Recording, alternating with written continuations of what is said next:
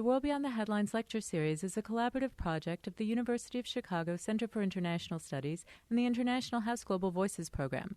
Our nationally recognized programming is made possible with support from listeners like you. Secure the future of World Beyond the Headlines programming by making your gift online at alumniservices.uchicago.edu/giving. Please specify World Beyond the Headlines as the area of giving. The World Beyond the Headlines lecture series is supported by the McCormick Foundation, the Norman Wade Harris Fund, and generous contributions from listeners like you.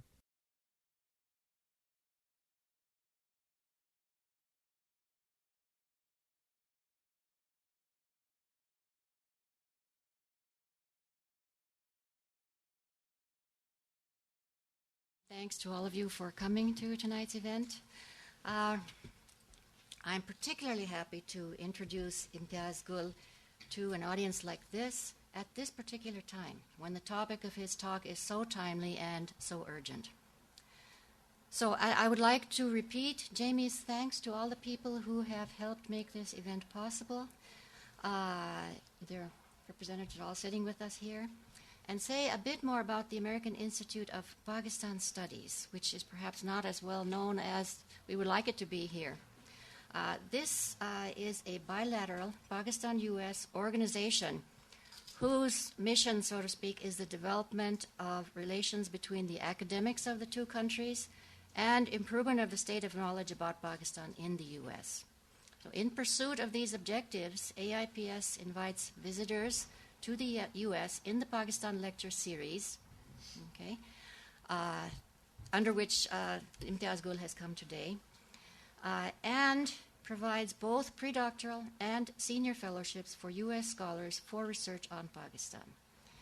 If any of you happen to be scholars with an interest in doing research on Pakistan, you can read about that on the AIPS website, or you can ask me about it. We've been tremendously assisted in the local support for this event by the Center for International Studies, Committee for Southern Asian Studies, the South Asia Language and Area Center, and the Chicago Booth Pakistan Club, which I have just learned about last year. This is an association of alumni of the Booth School of Business here. So now a bit about our speaker. Having done his undergraduate work in economics, statistics, and English, and an MA in German, Imtiaz Gul is now a well-known independent scholar and journalist. He's executive director of the Center for Research and Security Studies in Islamabad, which he founded in December 2007. This center is a think tank run by civil society activists, which works in the areas of governance, security and terrorism, and the environment. The center also has an advocacy role and organizes conferences, seminars, and workshops to disseminate the findings of research produced by the center. It has published reports on issues such as the water and power crisis, the links between peace building and the jihadi curriculum in Pakistan, democracy in the context of Pakistan, the Taliban, and practices and standards of governance. Imtiaz Gul is the author of 3 books on ongoing security concerns in South Asia. First is The Unholy Nexus, Pak-Afghan Relations Under the Taliban, published in 2002. The Al-Qaeda Connection, Taliban and Terror in the Tribal Areas, 2009. And most recently, a revised edition of this book, published now as The Most Dangerous Place, Pakistan's Lawless Frontier, in 2010. He's also edited a volume, Islam and Liberalism, 2002, on the consequences of the U.S.-led coalition war against terrorism in Afghanistan. So in addition to these books, he's written numerous articles on similar topics, which I won't mention now for time constraints. And in addition to his publications, he's an active journalist. Besides having reported for the German foreign language broadcaster Deutsche Welle, he also appears as a commentator on CNN, Al Jazeera, and BBC. He regularly writes for Foreign Policy, the Wall Street Journal, and Pakistan's influential weekly, the Friday Times. So please join me now in welcoming Imtiaz Gul to what promises to be a very stimulating conversation. Thank you.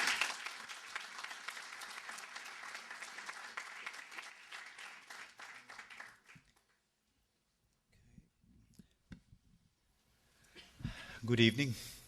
I'm overwhelmed. Thank you very much, Alina.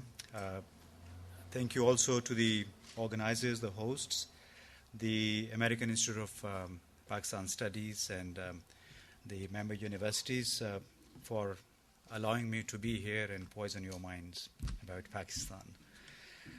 I'm often asked by fellow countrymen, that perhaps I'm discrediting the country, having titled my book "The Most Dangerous Place." But it was not my choice. It came from the mouth of President Obama on 27th of March, 2009, and the publishers chose to place that one phrase as the title. Now, it's a country currently under the international microscopic scrutiny for precisely the reasons that are currently the subject of debate in the United States as well as elsewhere, Afghanistan, and then Waziristan, our lawless frontier. So it's not an easy task talking to people in a country as far away, as distant as the United States, and then coming down to Chicago, which appears to me as a region of contrasts. And perhaps if we could juxtapose, Pakistan is also a place of contrast with Islamabad, perhaps synonymous or some similar in character to Hyde Park. And then there are islands of poverty, islands of poor governance around it. I'm talking of Pakistan. Like if you look at Balochistan, is the most backward province, small in size, the largest, small in population, the largest in size. It's a country of at least 175 million people with a per capita of over $1,000, which it basically means almost 60% of Pakistan's population lives off less than $2 a day. Now, I would say, contrasting it is the ruling class, which is industrialists, businessmen, the journals, businessmen, some tycoons, I would say also in the services sector, financial sector. It's about 50,000, maybe at most 75,000. And 50,000 people had their loans written off the last 3 years, worth about $5 billion. But look at the other side, look at the poverty in which the majority of Pakistanis live. The contrast, some of the figures actually are mind-boggling. If you look at this country, it finds itself in turmoil, that it has the 7th largest army, is the 7th nuclear power. It has 7 peaks, which are above 8,000 meters. And I think there 4 are the world's tallest peaks. Then the social sector spending is less than 2% of the GDP, whereas the army, I think, gets double that, the defense budget. So this is the preamble to the land of contrast that I come from. And perhaps we could, let me try. I'm doing it for the first time because I usually sit by the computer. Let's see. Now, we call it Pakistan's double jeopardy, the situation that Pakistan finds itself in, that we've been into this counterinsurgency campaign and then the resultant blowback, then the super floods. They were the super floods after a century or so. If you look at this image, it's like many snakes coming down from the north into the south and assuming the form of a big monster, which is chasing people, displacing people, and destroying crops, destroying houses. The World Bank has currently, I think, come up with an assessment which says that at least $9 billion worth of damages caused by the floods. it could be $1 billion plus or minus. But the saddest part of this is that the flood struck, and usually conflicts and calamities strike the poor the most. And this is what happened. This is if you look at how the water, the deluge, began from the north, and it kept displacing people, killing people. The human losses were not that big, but the actual devastation on ground, the devastation of their livelihoods, I think this is what will hurt Pakistanis the most in the months and a couple of years to come, if there's not enough response, enough redressal of the problems. This was again an illustration of how much population was affected. It was between 18 to 20 million houses damaged. Now, this was a direct impact that settlements along major rivers and their tributaries from the north to the south simply washed out.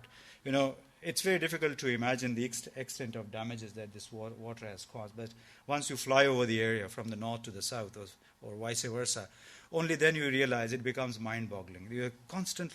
We flew over water for hours. So, and that water took time to recede, particularly down in the south, because at places the river is above than the ground level. So the water, there was 2-3 feet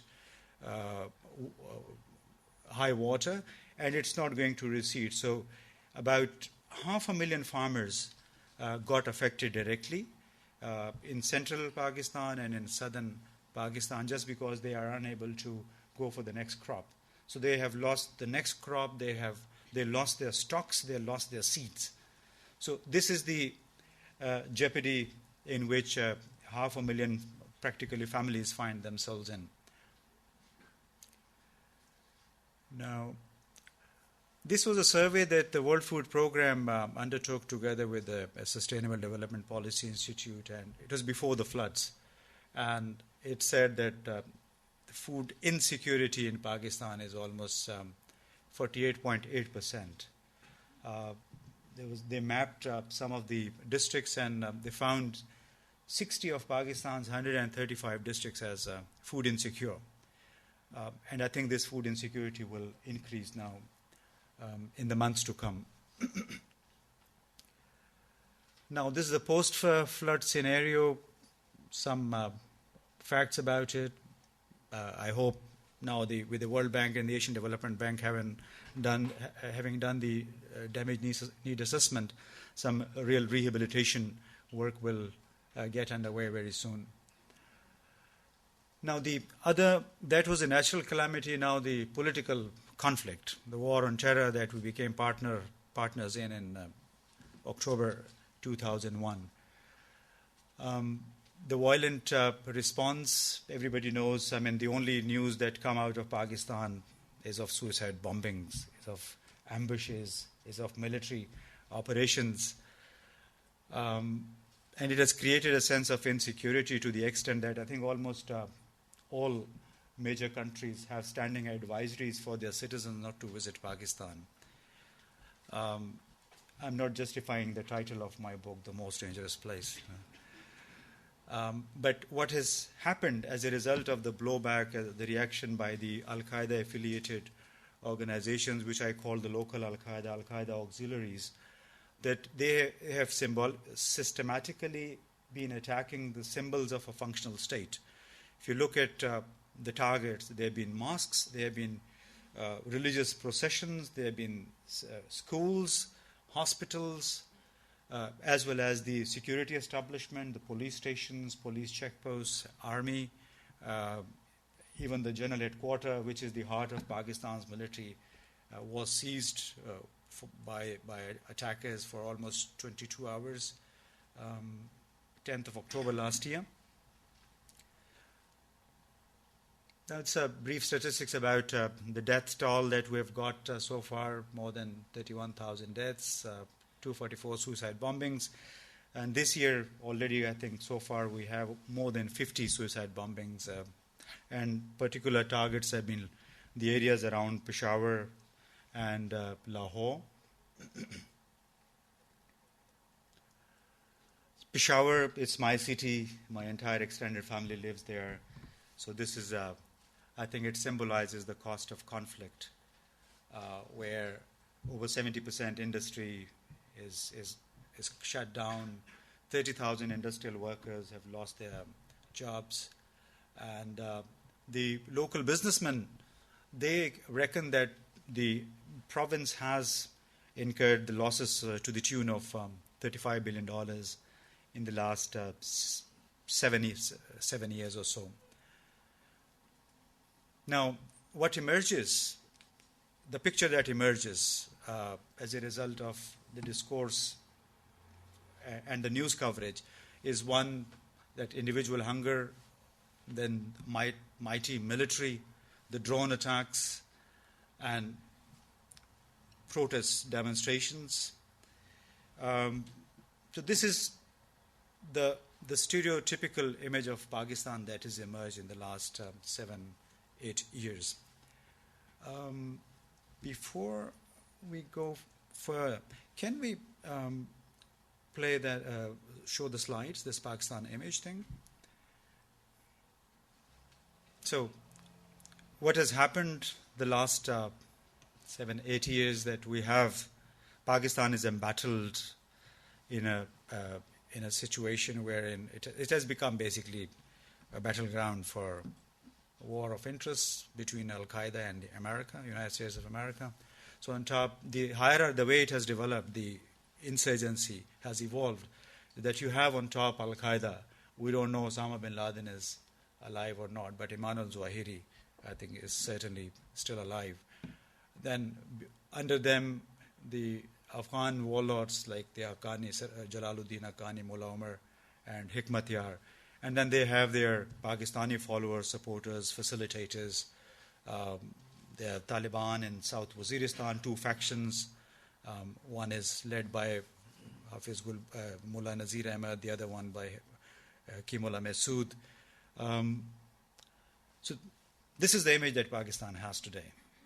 All these bearded people, turban, bearded, as if, they were stalking the roads, streets in Pakistan. And obviously it's, I think, it's also basically a climax of what we did together with the United States against the Soviet Russians. Is one of the consequences of that war that the civilized world fought against the infidel Russians in the 1980s. So we were left behind with these people. Now, Hizb Islami, I just thought these are some of the affected areas. Now, this is the kind of image that Pakistan currently suffers from. And the other side, there is another side of Pakistan which goes unnoticed, which simply gets subsumed in the news about violence, terror. Can we play the DVD? I thought, should provide some relief from these gory details.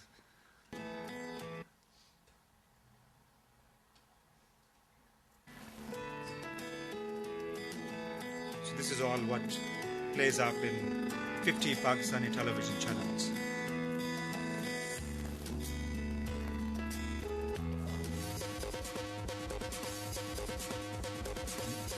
No mullahs want this. But the question is, how many mullahs are there? What is the percentage of Ali Zafar, who is also singing in India, producing albums there? I think he must be the most prolific, probably known here as well. There's some of the fashion shows taking place in Karachi and Lahore.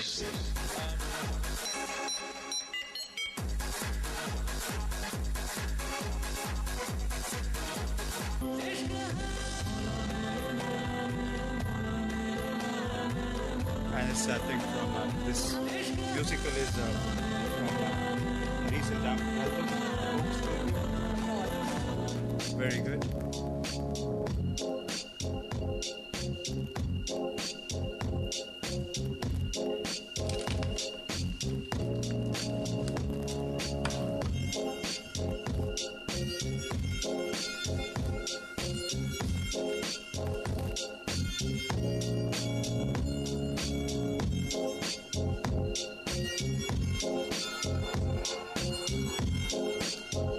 have about 54 private television channels right now.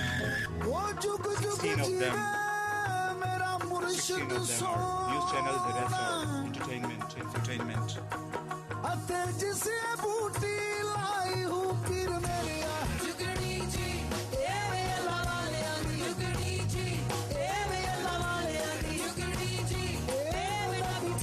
It's a private production actually. The album is called Spoke Studio. Meanwhile, the album.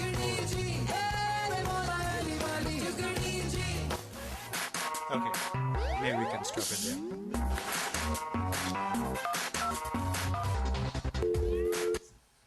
Okay, so I thought I should provide you with some comic relief, I think I'll stop there. Having provided two contrasts, there are many issues I'm sure you would like to ask about that, and I'll welcome any questions that you have, and then I think we can take it forward. Jamie, do you want to conduct? First of all, what are your thoughts about the media, the U.S. media coverage about the flood? Do you think it was sufficient?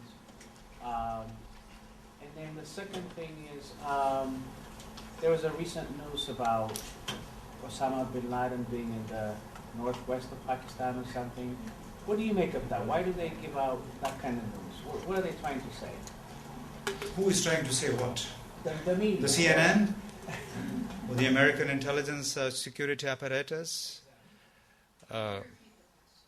Yeah. Did you follow the question? One was about the extent of news coverage of the floods in the American media, and the other one whether Osama bin Laden is somewhere being protected by the Pakistani security agencies. To the second question first. This has been a pet theme. I guess at this moment of time, once again, the American security establishment in particular itself is in turmoil. There are so many squabbles playing out against each other in Washington, D.C., State Department and the Department of Defense. Bob Woodward's book, Obama's Wars, I think, provides a very, very good illustration of the policy confusions that have existed in Washington for so many years, but the entire blame has been going on, being piled on Pakistan, being piled on Karzai, and so many others. So it would probably be just another ruse, another excuse to mount pressure on Pakistan. I personally, I don't think whether Osama bin Laden is alive at all. I may be wrong, but this is what Imanul Zawahiri, yes, he's most probably still alive. And then also, there's this quite an ambiguity about what the U.S. defense establishment says and what NATO says. Because the CNN, I think, quoted unnamed NATO military officials. I mean, what's unnamed? This means you can't challenge it. You can't question it. So if they have the proof, you should, I think, state it publicly, put it on record, rather than remaining unnamed and anonymous. As for the flood coverage, I think it was perhaps our Pakistani friends here could tell us whether it was adequate. But I guess generally, after initial reluctance, the overall response has been very good, I would say. Both from the, I think, American public as well as from the government. I mean, I was surprised at the goodwill that was flowing into Pakistan, not only from here but also from Europe. In Germany, for instance, the public, just private donations, went beyond $210 million within 2 weeks. So that showed... Sorry? Pledged or donated? No, donated. Donated. Within 2 weeks, they opened the accounts to the public. I mean, more or less it happened the same way here in the United States. And those more than $210 million are coming to Pakistan, of course, via their own NGOs system. Are you happy with that? Thank you for showing the light video. That's one of my favorite songs from Coke Studio. Okay. I just returned from Pakistan last week, and I was working came with the flood refugees there providing healthcare. And we went near the Multan area in your map, and interestingly, the people in those villages had a positive outlook on America and the civilians in Pakistan and the army, not the government. I think you may have seen that in Pakistan too, that the people are, food prices are going up, it's almost like the perfect timing, perfect storm of everything coming together for a revolution, it seems like. So my question to you is, what are the chances, there are two questions. What are the chances of Pakistan falling into the same situation, what happened in former Yugoslavia, of it being divided up into the equivalent of Bosnia, Serbia, so Punjab, NWFP? And the second one is, what do you think is an effective way of getting rid of the Zardari? We're also a Zardari fan. Okay. Well, I think this question of potential disintegration staring us in the face. Yes, at times it sounds very sexy. The disintegration of a country as strategically located as Pakistan. There are the issues of misgovernance, poverty, the predominance of the military in the politics. But I think there is another discourse, another narrative taking form, taking shape right now. That is the international community. There is a forum called the Friends of Democratic Pakistan, which was created in April 2009 in Tokyo. Then there's this group of G8, and there's another forum called Pakistan Development Forum. Now, they have all been consulting very closely. I mean, Zardari, keep Zardari aside. Zardari doesn't represent Pakistan. Constitutionally, yes, but real politically, no, right? But I think there is some sort of realization, I perceive this, in Washington, in Germany, in the UK, that this country must be saved or must be protected. It should not go down. That's why there's a series of consultations. The day before, I think the meeting of the Friends of Democratic Pakistan ended after 2 days of consultations on how to respond to the post-flood situation.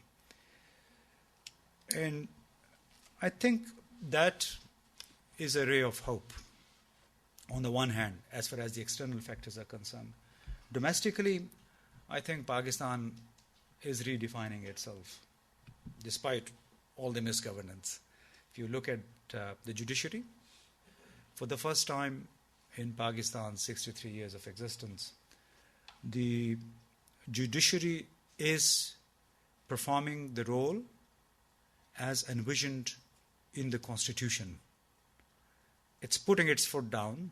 It may be seen as, at times, as partisan, vis-a-vis the ruling Pakistan People's Party and the president.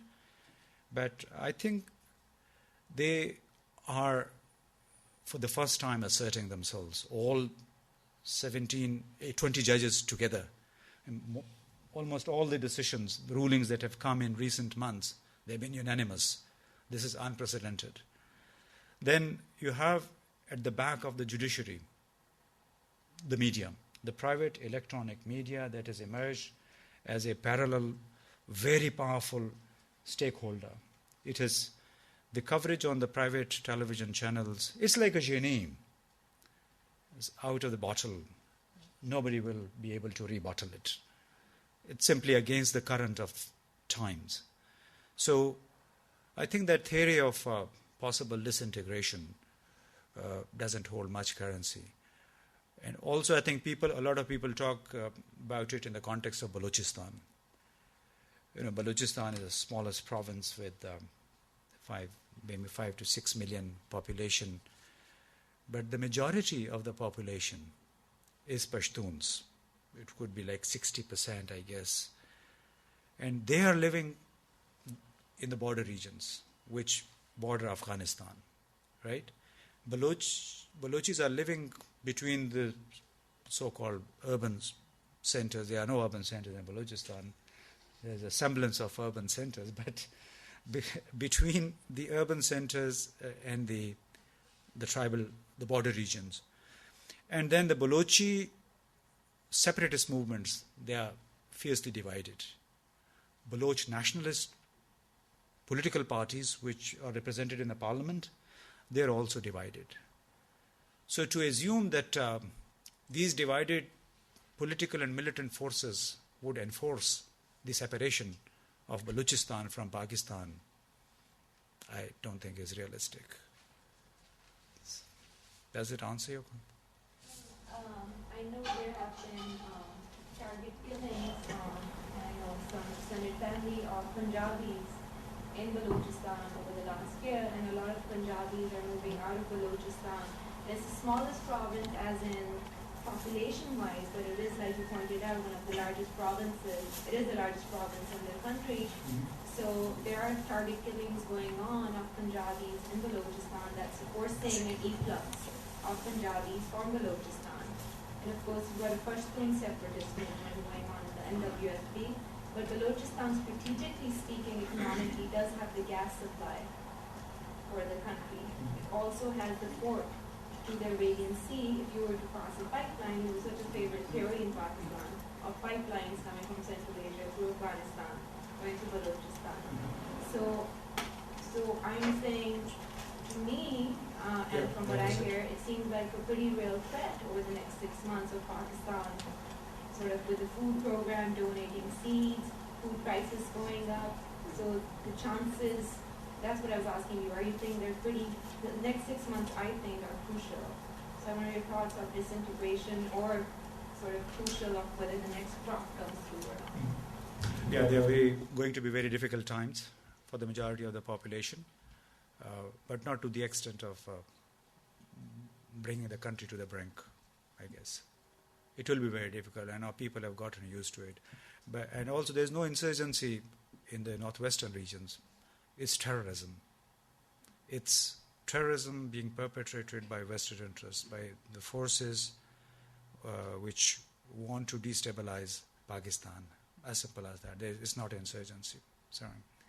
Two over here, and then we'll move over there. But I'm going to ask people to limit themselves to one question. So first back here, and then.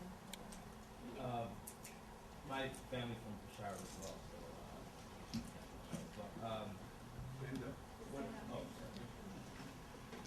One of the major issues that have been a cause for concern for the Pakistani government and the U.S. government is whether or not they can be outgoverned by the Taliban or Al-Qaeda, given the flood crisis. I just wanted to know if this was actually a threat, or is this just a little bit the U.S. alarmism? Al-Qaeda and its Pakistani affiliates, they are a nuisance. They are a big destabilizing factor. But I don't think they can outgovern the governing structures, because those governing structures are also being supported by the international community. It's a very, I think, minuscule.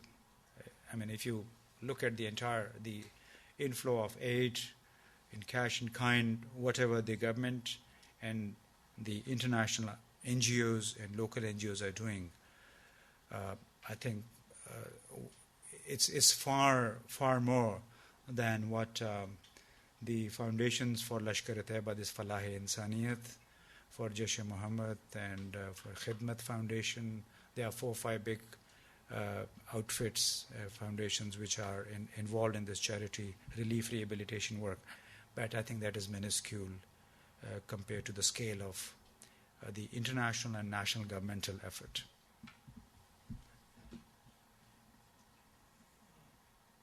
In the beginning, you pointed out the difference in the economic status. Most Pakistanis earning, living on $2 a day, whereas these vast, just now 500 or so, you mentioned 50,000 tycoons and millionaires and so forth. Then, when you switch to the cultural aspect, which you call the entertainment show, you showed bearded men and then fashionable women.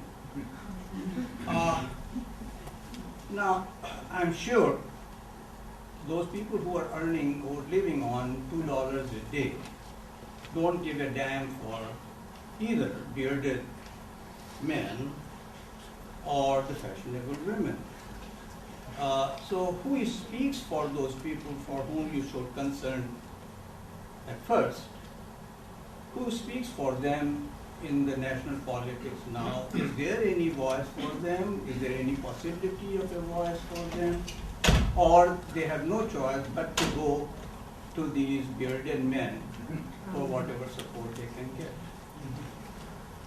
Well, who speaks for them is the national parliament. The practice, the electoral process, and then people go to vote and elect their representatives. That is the standard operating procedure for all functional or partially functional or dysfunctional democracies, right?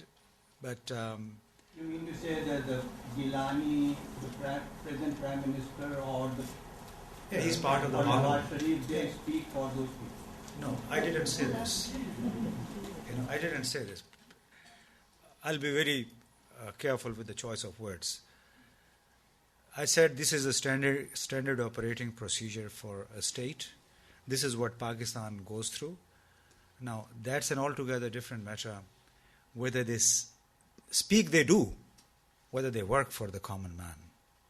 Whether they're sensitive about the needs, about the concerns of the common people. I would say largely no. They are the ruling class. That's what I talked about, 50,000 to 75,000 people. It's the big political families, aristocrats, the landlords, big businessmen. They're all somehow connected, related, friendships. And you can, I think, gauge it from the fact, it's a very interesting statistics. There's a couple of two very brilliant economists at the Lahore University of Management Sciences. They conducted a study on the taxation that is in vogue in Pakistan. They believe, they worked out that the indirect taxation is about 78% in Pakistan. And in the last 20 years, the burden of taxes on the poorest went up by 17.4%, and it declined by 25.9% for those who can afford for the richest. So this is again a contrast, that the ruling elite sitting in the parliament or the technocrats, they are tailoring laws in a way that benefit them the most. So it's a very inequitable justice system. I think this is what a lot of people are currently talking about.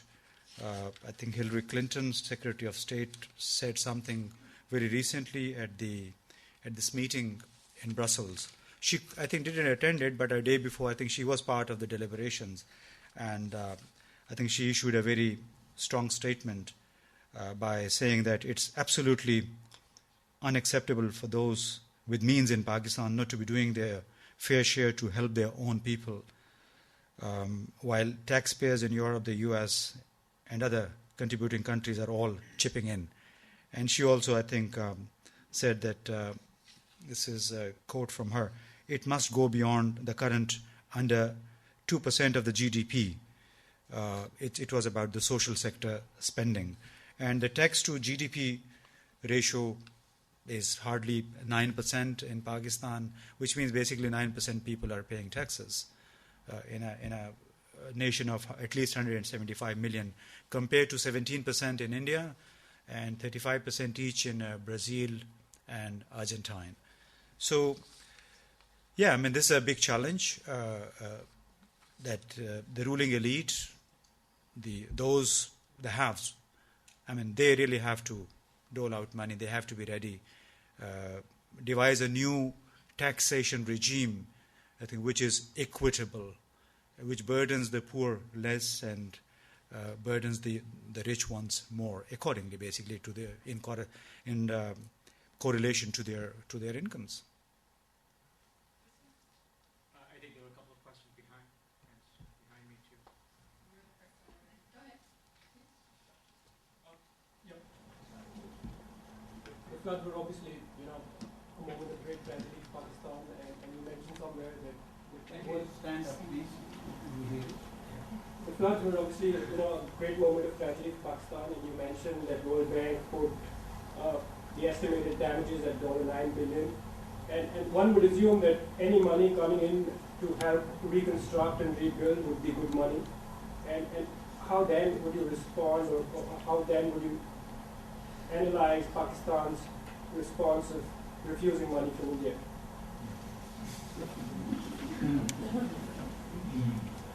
Well, I think whoever wants to help Pakistan, the government should accept that. I mean, I'm not government representative. I don't speak for the government. I'm just speaking here as a Pakistani. Whoever intends well for Pakistan, for the poor, devastated people of Pakistan, I think is welcome to bring in his money, his or her or their money. Coming back, actually, the part of answer to your question was that the ruling class is insensitive, so self-centered. But the solution for Pakistan, for the concern for Pakistan's dominant majority, will spring from within. A lot of people talk about corruption, for instance, of the ruling party. What do you do? How do you stop it? It's the United States, it's the European Union, for instance, who partnered with General Pervez Musharraf because it suited them then. So in the process, they perpetuated a military dictatorship, and the military dictatorship is always personality-driven. So that means when the person leaves, he leaves the governance structures in a mess, because those governance structures over the last 8-9 years were largely occupied by military men, and military men grow up in a very regimented barrack mentality. They either command or obey, and they, in the process, distort the governance capabilities. They stunt the growth of the governmental institutions. So what we need is continuity of the democratic process, however it is. Solution is not going to come from outside. We can't import honest people. We can't import mechanisms, governance mechanisms. But you brought up Pervez Musharraf, and that would help me. You remember when Pervez Musharraf came, the picture in America was he was shown playing with dogs. So he was the good kind of person. Okay, and the same cultural thing is being shown about the good people in Pakistan are those who are going to these fashion shows, who are more close to the Western image. You see, that is the issue. I see. You had problem with the video. I was just showing you I thought I was showing you the other side of Pakistan as well. That. Yes, please. Thanks for a great presentation. We at Chicago take great pride in any kind of empirical research, so a lot of facts that you show this audience is, I'm sure, very well appreciated. My question, sir, is you also do a comparison between Chicago and Pakistan. Chicago, being the third largest city, as is now in the U.S., it was also destroyed almost completely. But the designers, the planners of the city at the time thought of that catastrophe as an opportunity, not the end of the world. Do you see any discussion, dialogue, narrative, any kind of progress or thinking in those terms, that here we have an opportunity, as big as this calamity has been, here's an opportunity for us to do things properly this time? Because the reason I'm asking this question, there's a philosophical need to think in those terms as well, so that we move away from some of the painful costs that we have, that this thing is going to blow up, it's going to disintegrate. That's really painful to a lot of Pakistanis to even think in those terms. Whereas we have a chance to think positively. Yeah, we must think positively. And I hope we don't have to destroy Islamabad before we seize the opportunity. I think there are a lot of people, the civil society, within the media there's a lot of debate that we must really turn this disaster into an opportunity. And somehow, as I said earlier, Pakistan probably is going through a redefining moment in which various institutions like the presidency, the Supreme Court, the army, they are at loggerheads. But the biggest hope that I see, the ray of hope, the glimmer of hope, is in the fact, for the first time in 63 years, two major political parties are not at each other's throat. Nawaz Sharif, the former prime minister, may be out of the government, but he has still stayed by and behind the People's Party, this government of Mr. Asif Ali Zardari, just to prevent any non-democratic interference. You know, this never happened before. So two major political parties which share almost 75% of the votes between them, they are together, right? This is, I think, we shouldn't think of today. Think of tomorrow and the day after. So if I take a dispassionate look at this, this is a major change that has occurred to Pakistan. Then, number two, the judiciary. That they seized a moment after General Musharraf suspended the Chief Justice and then eventually through emergency removed almost 60 judges. And once they were restored, now they think that they will be counted if they stick together. Right? So that is the second big hope I think that we perhaps can look up to. And the media, private media, I think is... So somehow there's a lot of debate going on. I'm partly amused, partly also saddened by the discourse that takes place in the United States among the Pakistani diaspora, in Europe. There's a lot of sense of despondency. Yes, I mean, we live there. We also face a lot of hardships in our daily lives. People like Dr. Farooq Khan, for instance, was a very enlightened, bold religious scholar. He was gunned down early this month. And many people like him have gone down just because they've been publicly condemning these so-called Taliban. Basically, I call them terrorists. They're criminals, they're thugs, who are out not only to destroy the interests of the country, but also to destroy the image of Islam. Islam is not that brutal. Yes, I mean, there are varied interpretations of Islam, but this doesn't mean that it's a religion that condones suicide bombings. It's a religion that condones killing of non-Muslims. No.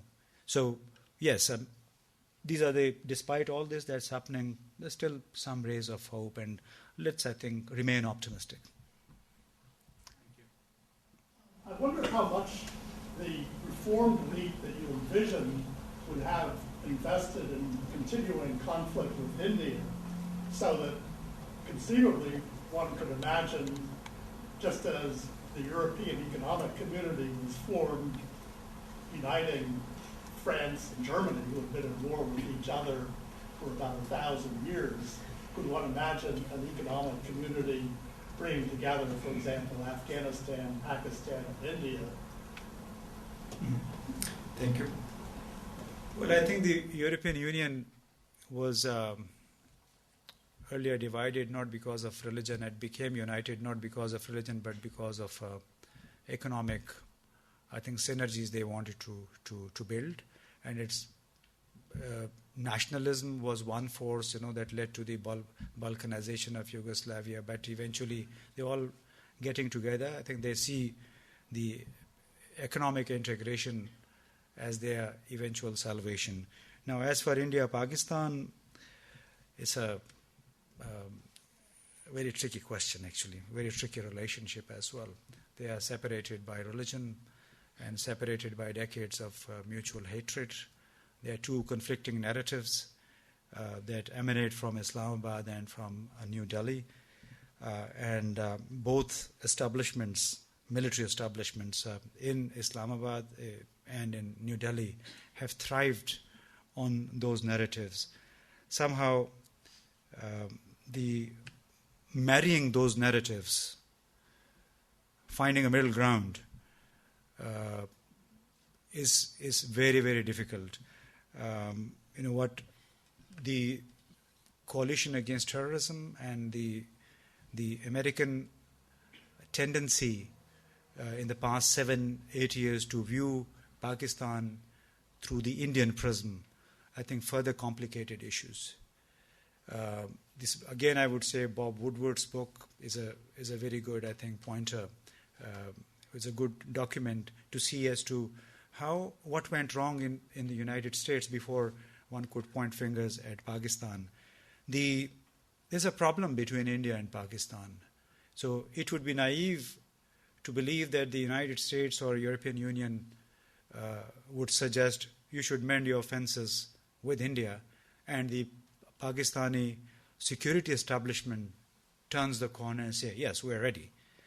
I wish it were that easy. That would benefit our 175 million people. That would benefit the poor of India.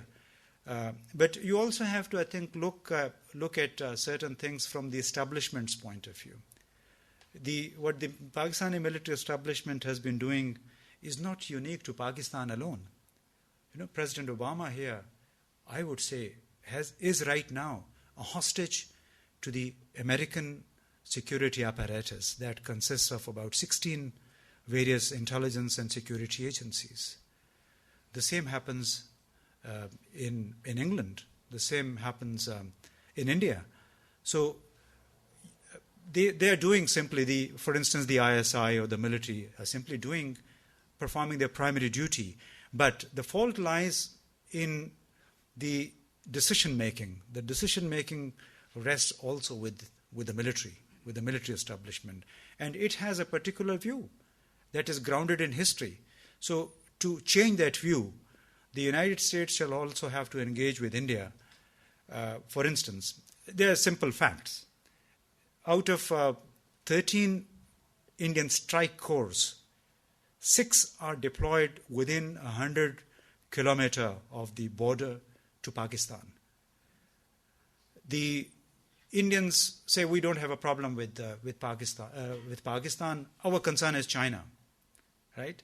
As if their tanks would roll over the Himalayan mountains and move into China. Somehow they have to, the militaries, I think, go by the tangible physical assets of the enemy. It's true for all, So if you accept the Indian argument that our concern is China, which happens to be now the biggest trading partner of India, so then you also have to accept the Pakistani establishment's viewpoint that our concern is India, because half of their strike capability is Pakistan specific. The same way, we should also accept the Afghan argument that our concern is Pakistan, which wants to hegemonize Afghanistan. So somehow you have to apply the rules universally, not selectively. So this has been the problem here, that the US administration, beginning from the Bush administration, started looking at Pakistan through the Indian prism. And it's not easy to untangle this cord.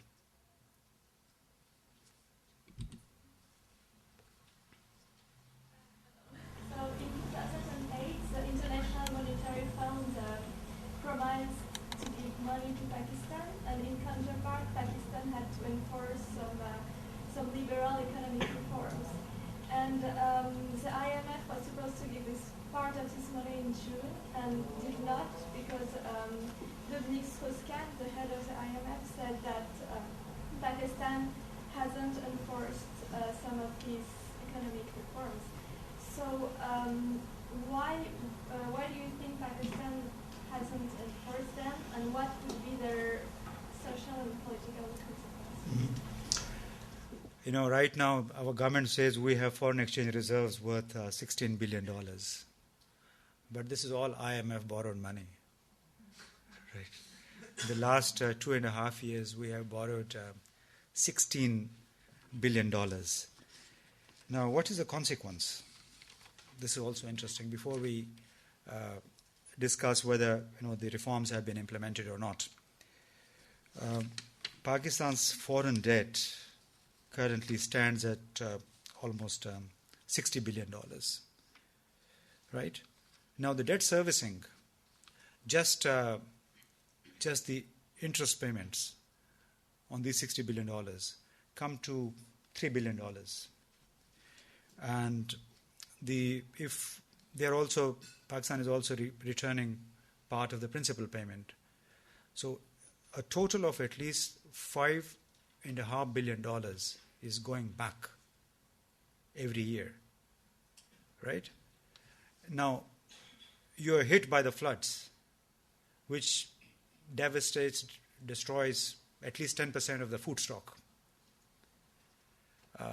It also destroys part of the infrastructure. And then the World Bank or the IMF then demands implementation of new reforms. I think they are asking for the moon in the current circumstances. And actually, I was going through some papers, and Oxfam is a British organization. One of its spokespersons said something. They have formed a coalition, and they have kicked off a campaign asking the international community to at least put a moratorium on Pakistan's debt servicing for a few years, if not cancel it. And she said that it's absurd that Pakistan's repayments on its huge foreign debts are far higher than the amount of money that is being asked for in the UN flood response appeal to help millions affected by the country's worst flooding in its history. The UN is asking for $1.2 billion for immediate relief, whereas, as I said, it's $5.5 billion at least which go out of the country to service our debt. So I think they all shall also have to rationalize their demand. Of course, there is a dire need. We definitely need a new taxation regime. The rich need to be taxed more. A lot of privileges that accompany these big offices of generals, of prime minister, of the president, they must go. But bringing about a reform in such a financial crunch, I think it's unrealistic, and I'm sure they'll revise their demands as well, now that the World Bank has come up with its estimates of the damages.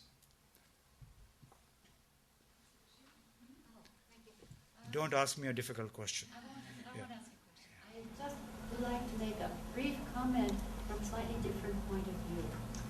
And that is the point of view of a linguist who has done linguistic field work in some of the mountainous areas in the north which were, in the early stages of floods, very heavily hit.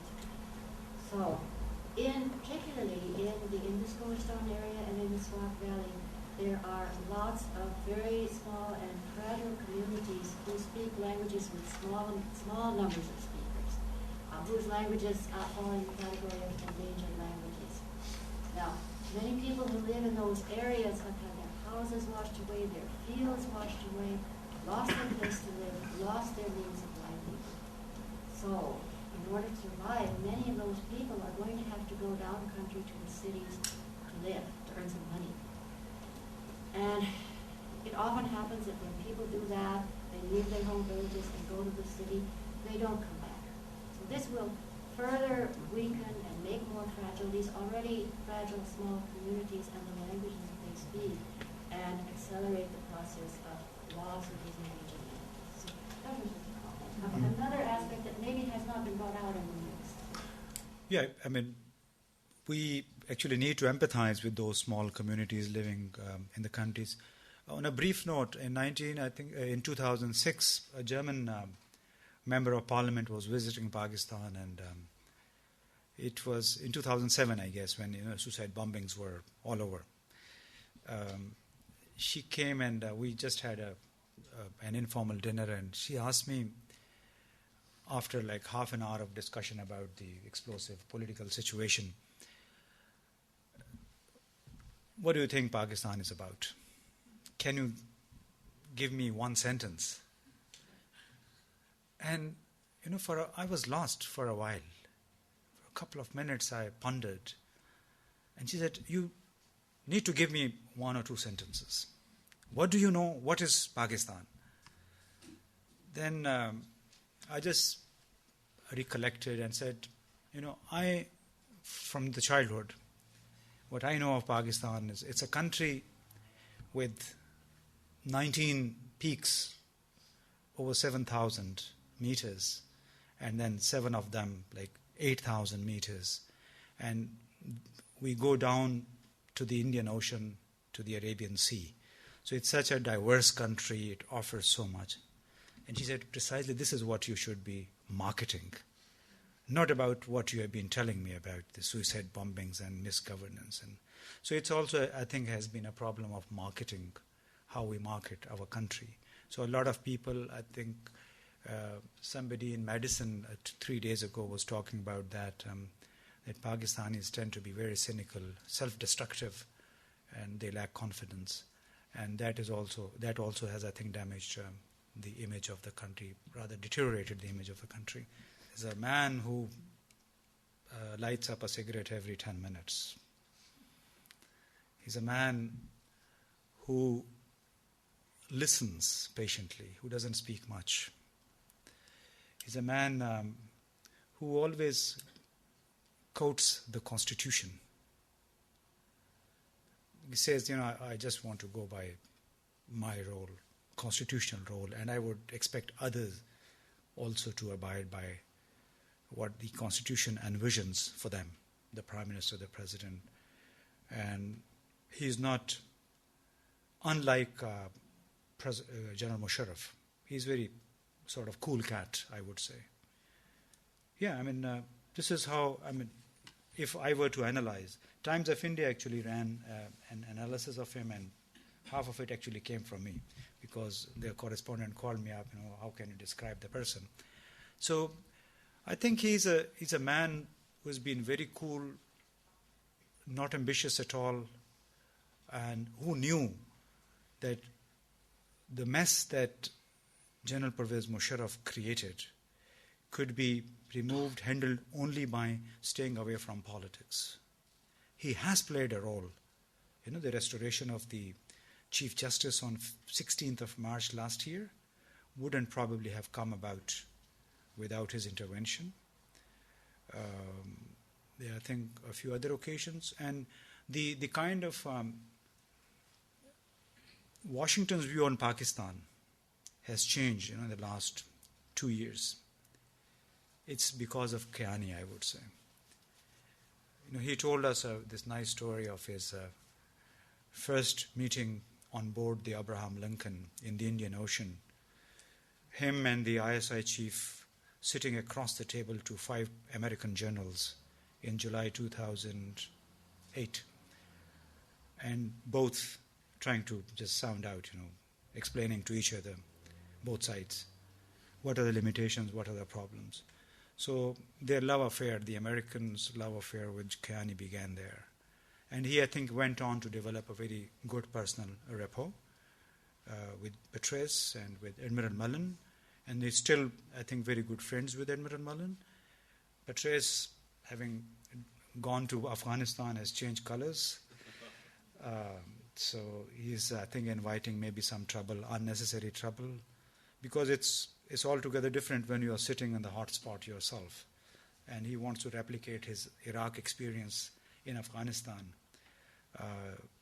which will be a failure. Knowing the ground realities there, it's simply the situation is entirely different. So is that enough? We have time for 2 more questions. So one in the second row there. Hi, thank you for the presentation. I'm just going to go back to the Balochistan issue very briefly. Do you think that the main independence movements there have lost steam after Nawab or Khan's killing? And also, do you think that the separatist leaders do have some legitimate claims when they say that they have been underrepresented and the government has failed to politically assimilate them in a united Pakistan? As far as we know or knew, Bukti never represented any separatist or nationalist movement per se. He simply was demanding justice for Balochistan. But, what else? And there was never a real nationalistic movement in Balochistan, actually. Because when you say there's a nationalist movement, that should include a lot of cross-sections of the society. It should have a lot of following within the society. It never has been the case. I mean, when a few people decide to pick up guns, would you call it a nationalist insurgency, nationalist movement? In underrepresentation, economic injustice? Yeah, there's a lot of economic injustice, deprivations. As I said in the outset, it's the most backward province. We get gas, natural gas from this province, but the people in Quetta, the capital of Balochistan, were the last one to get that gas. We had it first in Islamabad, like 25 years ago. So somehow the government in Islamabad has to respond to the grievances of the Balochi population of Balochistan. Without that, I mean, you can't win the hearts and minds of the people you want to retain in your federation. There has to be, I think, imaginative and effective redressal of the grievances and concerns of the Balochis. There's no doubt about it.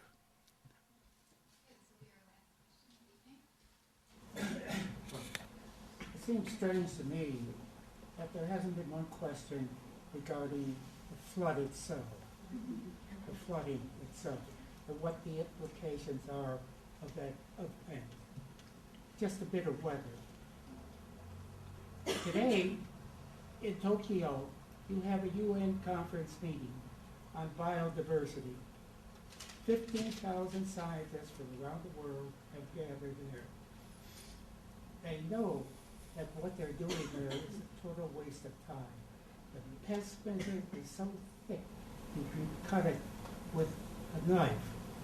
It is so thick because they know that within another 10 years, this is a word from the scientific community, that within another 10 years, the tipping point will have been reached and there will be nothing that we can do about it. Yeah, you're right. This has also been part of debate within Pakistan. The deluge that we suffered as a result of the collusion of the western winds and the monsoon rains was so massive. Had we had a few dams, water reservoirs on the way, perhaps the damages would have been less. But still, these dams wouldn't have been enough to retain water and prevent further flooding of the region. Because as you saw, there are 5 rivers coming down from the north and then merging into this mighty Indus, which was swollen for so many days. And the rains actually continued for almost more than a week. And therein, I think, and this is what the scientists are warning that might happen another 4 or 5 years. It's going to be a cycle. And perhaps it then provides an opportunity for the government, for the state institutions now to accelerate work on water reservoirs.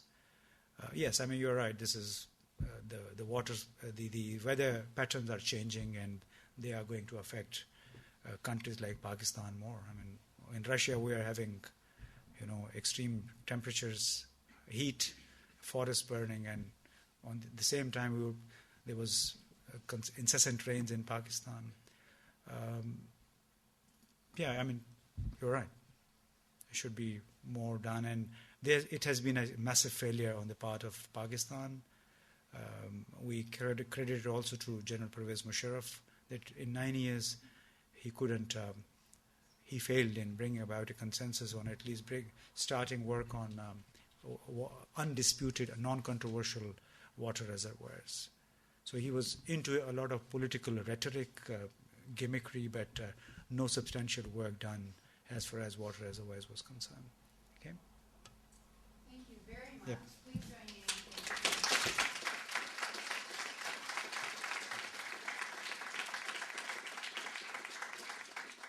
The World Beyond the Headlines lecture series is a collaborative project of the University of Chicago Center for International Studies and the International House Global Voices program.